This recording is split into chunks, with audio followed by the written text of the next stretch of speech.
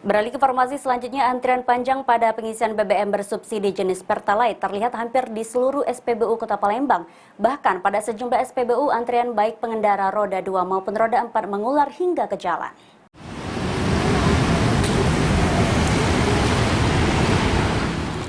Antrian panjang pada pengisian BBM bersubsidi jenis Pertalite terlihat hampir di seluruh SPBU Kota Palembang. Bahkan, pada sejumlah SPBU, antrian baik pengendara roda 2 maupun roda 4 mengular hingga ke jalan.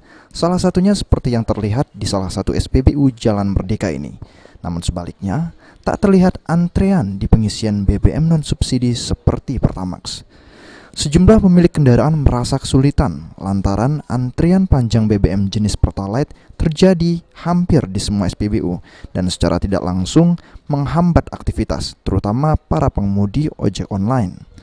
Kondisi ini sendiri sudah terjadi sekitar 2 minggu, diduga semenjak naiknya harga BBM non-subsidi dan membuat para pengguna BBM non-subsidi berpindah ke BBM subsidi. Seperti Pertamax Turbo atau RON 98 yang kini dibanderol Rp16.200 hingga Rp16.900 per liter dan sementara Pertalite hanya dibanderol sekitar Rp7.500 per liter. Meski kondisi antrean cukup panjang, namun sejauh ini diakui para pemilik kendaraan selalu mendapatkan BBM dan keberadaan BBM jenis Pertalite pun tidak langka.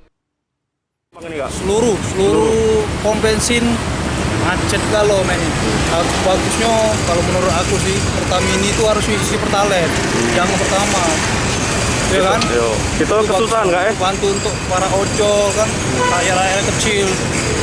Udah itu aja. Itu kesusahan nggak untuk saat ini kak? Untuk sementara ini yo susahan sih. Dalam seminggu 2 minggu ini sih. Seminggu 2 minggu ini iya. Ya? Ini karena banyak. Emang kebutuhan kayaknya jadi ya antreannya sebenarnya banyak sih emang dari dulu banyak sih antrean Pertalite ya.